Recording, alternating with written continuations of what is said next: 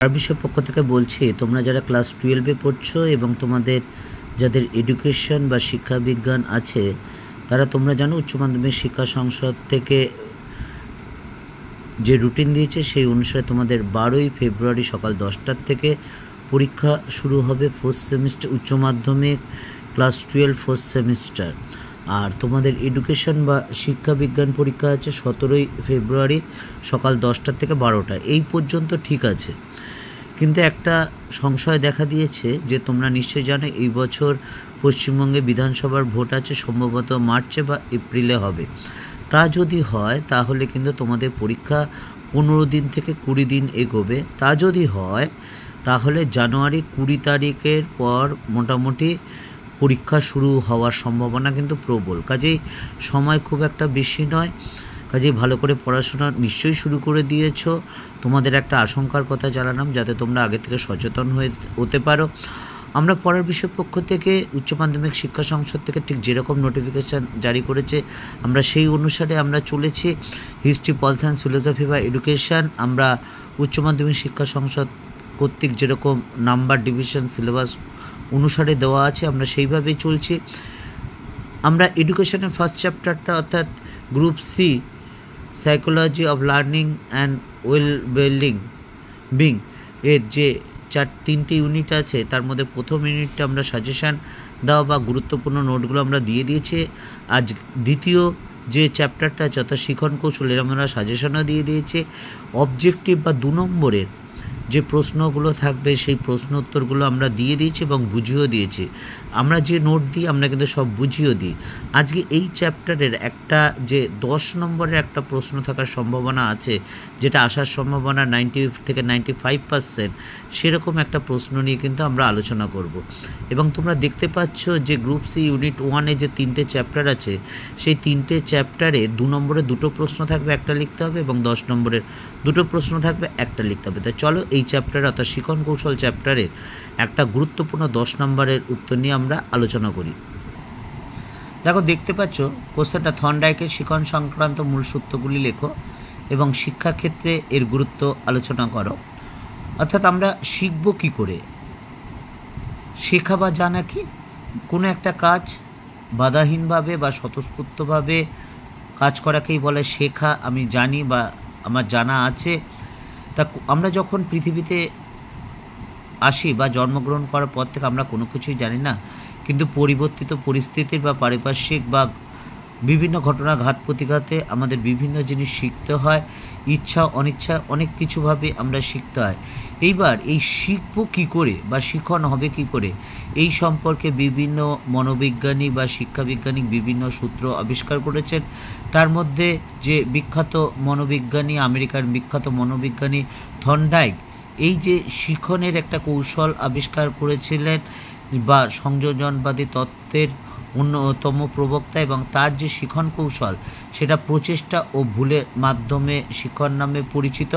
তার মতে যে যখন কোনো আমি একটা জিনিস শিখব সেই উদ্দীপক ও প্রতিক্রিয়ার মধ্যে যে সংযোগ স্থাপিত হয়, এই সংযোগ গঠনের উপর যে কিছু 3টে মুখ্য সূত্র বা প্রধান সূত্র এবং 4টে অপ্রধান সূত্র বর্তমান।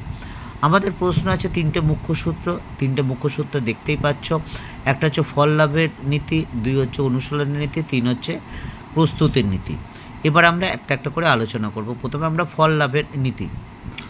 থর্নডাইকের এই নীতিতে বলা হয়েছে যখন উদ্দীপক ও প্রতিক্রিয়া যখন মধ্যে সংযোগ বা সংযোগ স্থাপিত হয়, তখন যদি সেই সংযোগ স্থাপনের ফল যদি আনন্দদায়ক বা ভালো লাগে তাহলে সে ক্রিয়াটি পুনরায় করতে চায়, আর যদি ফল বা ক্রিয়াটা বিরক্তিকর বা খারাপ লাগে তাহলে কিন্তু সংযোগ দুর্বল হয়ে যায়। শিক্ষাক্ষেত্রে এই নীতির ব্যাপক প্রয়োগ দেখা যায়। অর্থাৎ থর্নডাইক বলছে যখন উদ্দীপক ও প্রতিক্রিয়ার ফলে ফল হিসাবে যখন আনন্দদায়ক হচ্ছে বা আনন্দ লাভ করছে বা ভালো লাগছে, তখন সেটা পুনরায় সেটা করতে চায় যেহেতু ভালো লাগছে। আর যদি সেই ফলটা বিরক্তিদায়ক হয় তাহলে কিন্তু সেই সংযোগ দুর্বল হয়ে যায় বা দুর্বল হয়। এবং শিক্ষাক্ষেত্রে এই নীতির কিন্তু ব্যাপক প্রভাব বা গুরুত্ব লক্ষ্য করা যায়। এবার আমরা এই ফল লাভের নীতির এই শিক্ষাগত গুরুত্বটা আলোচনা করব। প্রথম পয়েন্ট দেখো, পুরস্কার ও প্রশংসার নীতি। ফল লাভের নীতি দেখায় যে বা প্রমাণ করে যে যদি যে কোচে তাকে যদি পুরস্কার করা হয় বা প্রশংসা করা হয় তাহলে শিক্ষার্থীদের মধ্যে আগ্রহ বাড়ে। আমরা অনেক সময় যখন শিক্ষক পড়াই তখন অর্থাৎ 100%-এর মধ্যে হয়তো 10% পারলো বা 5% পারলো, তখনও কিন্তু আমরা বলি এই তো বাহ, ভেরি গুড, অনেকটা হয়েছে, এই তো, তারপর আর কি বলা যেতে পারে।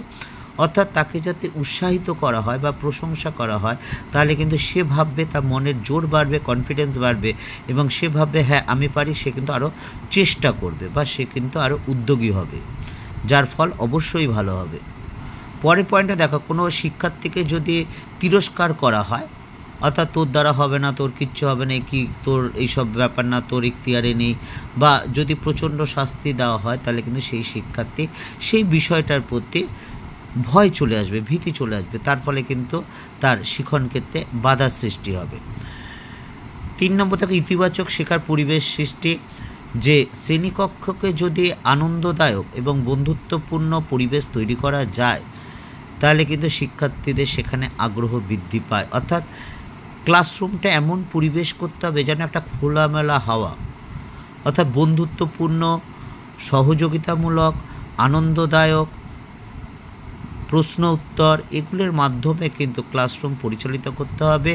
এবং কোনো সময় কোনো শিক্ষার্থী যদি একেবারে অবাস্তব উত্তর দেয়, বোকাবান্ত উত্তর দেয়, তাকেও কিন্তু তাকে নিরুৎসাহ করা উচিত নয়, তাকে কিন্তু ঠিকমতো বুঝিয়ে দেওয়া উচিত, তাকে কখনোই তিরস্কার করা উচিত নয়।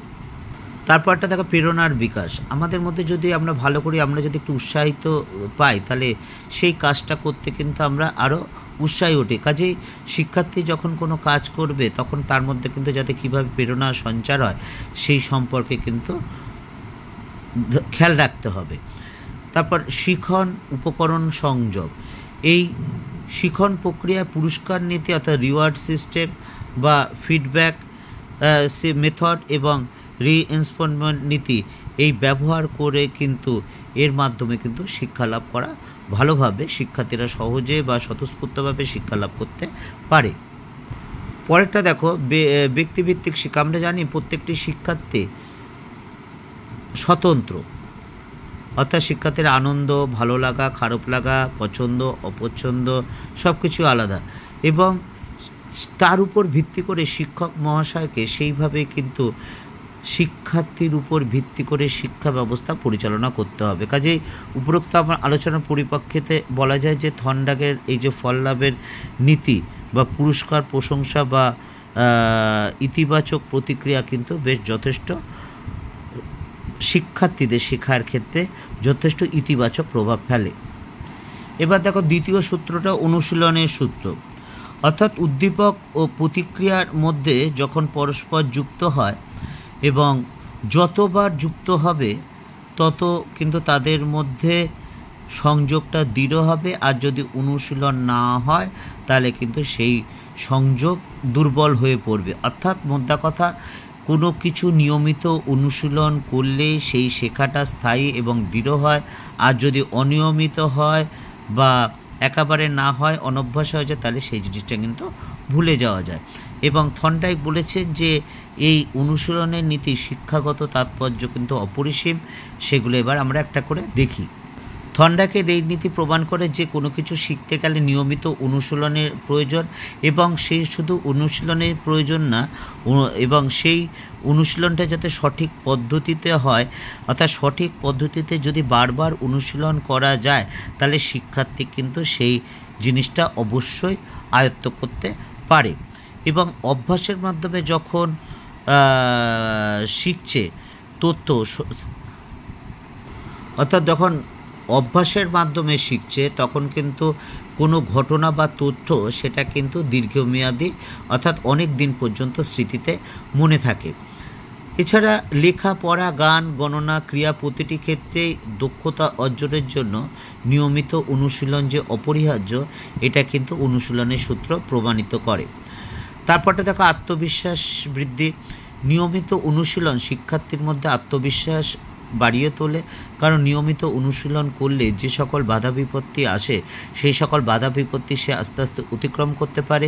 অতিক্রম করতে পারার ফলে সে সেই জিনিসটার দিকে সফলতার দিকে এগিয়ে যায়, ফলে সে এক একটা সমস্যার সমাধান করে কিন্তু তার মনের মধ্যে আত্মবিশ্বাস জাগ্রত হয়।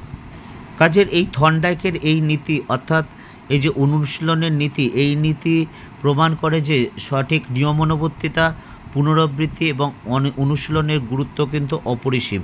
এবং শিক্ষক মহাশয় বা আমরা যখন শ্রেণীকক্ষে পড়াই, এমনভাবে পড়াতে হবে বা এমনভাবে সিলেবাসটা সাজাতে হবে যাতে শিক্ষার্থীরা পর্যাপ্ত অনুশীলনের সুযোগ পায় এবং শেখা বিষয়গুলি স্থায়ীভাবে মনে রাখতে পারে। এবার যে থর্নডাইকের তৃতীয় যে সূত্র, মুখ্য সূত্র প্রস্তুতের নীতি, এবং এই নীতিতে থর্নডাইক বলেছেন যখন উদ্দীপক ও প্রতিক্রিয়ার মধ্যে সংযোগ স্থাপন করা হবে তখন যে প্রাণী সংযোগ স্থাপিত হবে তিনি কিন্তু শারীরিক এবং মানসিকভাবে যাতে প্রস্তুত থাকে, এবং যদি তিনি শারীরিক এবং মানসিকভাবে প্রস্তুত থাকে তাহলে শিখন প্রক্রিয়াটা সঠিক হবে বা শিখন প্রক্রিয়াটা ঠিকঠাক হবে, অর্থাৎ তিনি শিখতে পারবে। আর যদি তার শারীরিক বা মানসিক প্রস্তুতি না থাকে তাহলে কিন্তু ঠিকমতো শিখতে পারবে না, বরঞ্চ তার মধ্যে বিরক্ত আসবে। অর্থাৎ যখন কোনো একটা জিনিস যে প্রাণীটা শিখবে সে যেন শারীরিক এবং মানসিক দিক দিয়ে প্রস্তুত থাকলে তার শেখাটা সংযোগটা দৃঢ় হবে। আর যদি প্রস্তুত না থাকে তাহলে সে ঠিকমতো তো শিখতেই পারবে না, বরঞ্চ বিরক্ত হবে, যার ফলে কিন্তু কোনো কিছুই শেখা হবে না। এবার শিক্ষাগত তাৎপর্য, এই নীতি প্রমাণ করে যে শিক্ষার্থীকে শিক্ষাদান করার আগে তার আগ্রহ এবং মানসিক অবস্থাটা বুঝে নিতে হবে। অর্থাৎ আমি ক্লাসে গেলাম, একটা কালে শুরু করে দিলাম না, তাকে সেই বিষয়টার মধ্যে তার মানসিক বা আগ্রহটা কিন্তু আগে সেইখানটা নিয়ে আসতে হবে। দ্বিতীয় পয়েন্ট যেটা পাঠ্যক্রম সাজানো, অনেক সময় আমাদের পড়াতে গেলে সিলেবাসটা এদিক ওদিক করে পড়া, এই চ্যাপ্টারটা আগে ওই চ্যাপ্টারটা পরে, অর্থাৎ যেইভাবে সাজানো থাকে তারপরে কিন্তু আমরা আমাদের বিচার বিশ্লেষণ বা দক্ষতা যাই বলি না, বা ক্ষমতা বা অভিজ্ঞতার উপর ভিত্তি করে আমরা বিভিন্ন চ্যাপ্টার আগে পরে পড়াই।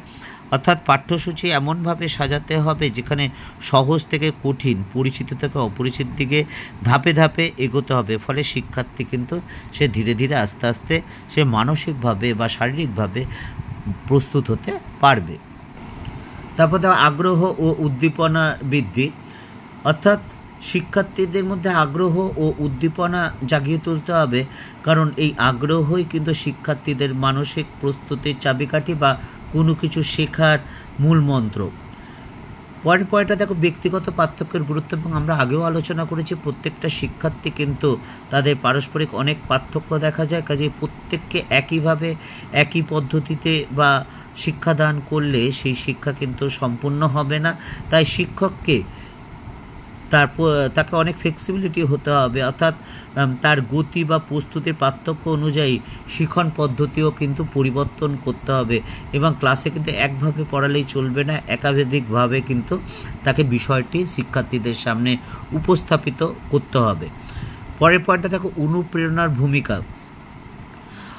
এই নীতি, থর্নডাইকের এই নীতি দেখায় যে অনুপ্রেরণা শিক্ষার্থীকে শিখনে ত্বরান্বিত করে, অর্থাৎ যদি শিক্ষার্থীকে সঠিকভাবে অনুপ্রাণিত করা যায় তাহলে কিন্তু শিক্ষার্থীর মধ্যে সেই ধারণা বা মানসিক দৃঢ়তা বা কনফিডেন্স জন্মায় যে সেটা করতে পারবে, বা সে যদি স্বতঃস্ফূর্তভাবে ভালোবেসে শেখে তাহলে দেখবে যে কোনো শেখাই কিন্তু বা যত কঠিন শিক্ষাই হোক না কেন সেটা কিন্তু সে সহজেই তার পক্ষে শেখা সম্ভব। লাস্ট পয়েন্ট দেখো শাস্তি ও চাপের পরিবর্তে সহায়ক পরিবেশ। অনেক সময় আমরা শিক্ষার্থীরা অনেক অবাস্তব উত্তর দিয়ে থাকে, অর্থাৎ কোনো শিক্ষার্থী যদি অবাস্তব বা উল্টোপাল্টা উত্তর দিয়েও থাকে তাহলেও তাকে কিন্তু সেই উত্তরের পরিপ্রেক্ষিতেই যেভাবেই হোক ঘুরিয়ে সঠিক উত্তরটার দিকে নিয়ে আসতে হবে। অর্থাৎ আমরা শিক্ষক মহাশয় অবশ্যই তাকে সাহায্য করবেন, যার মাধ্যমে সেই শিক্ষার্থী তাকে সূত্রগুলো তুলে ধরবেন, সেই শিক্ষার্থী কিন্তু নিজের মুখ থেকেই বলবেন।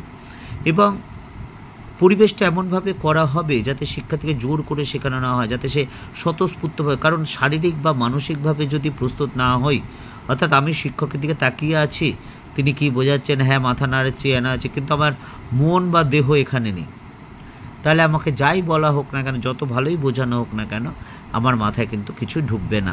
কাজে উপরোক্ত আলোচনার পরিপ্রেক্ষিতে বলা যায় যে থর্নডাইকের প্রস্তুতির নীতি শিক্ষাক্ষেত্রে একটা মৌলিক নির্দেশনা দেয় এবং শিক্ষার্থীর মানসিক প্রস্তুতির উপরেই কিন্তু শিক্ষার্থী শেখার অনেকাংশে নির্ভর করে। কাজেই থর্নডাইকের এই নীতি বা এই মুখ্য সূত্রটি কিন্তু শিক্ষাক্ষেত্রে খুবই গুরুত্বপূর্ণ।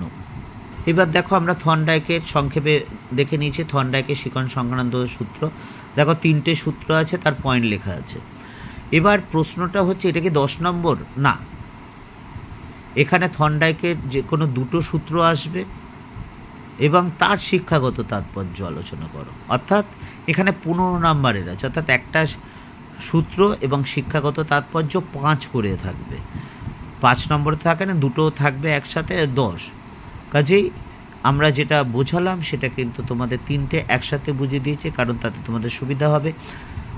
যদি ভালো লাগে একটু ধৈর্য ধরে ভিডিওটা শুনো, হয়তো একটু বড় হয়ে গেল, কারণ এটা বোঝাবার ব্যাপার আছে।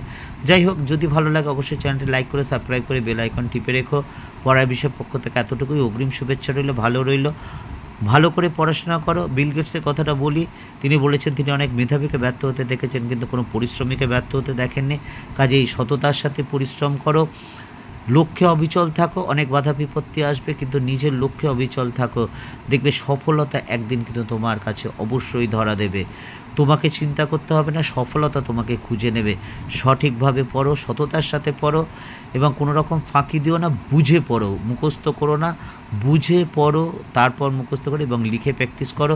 কোনো কিছু সমস্যা হলে অবশ্যই আমাদের বলো, আমরা আমাদের সাধ্যমতো পড়ার বিষয়ের পক্ষ থেকে তোমাদের কিন্তু অবশ্যই সাহায্য করার চেষ্টা করব।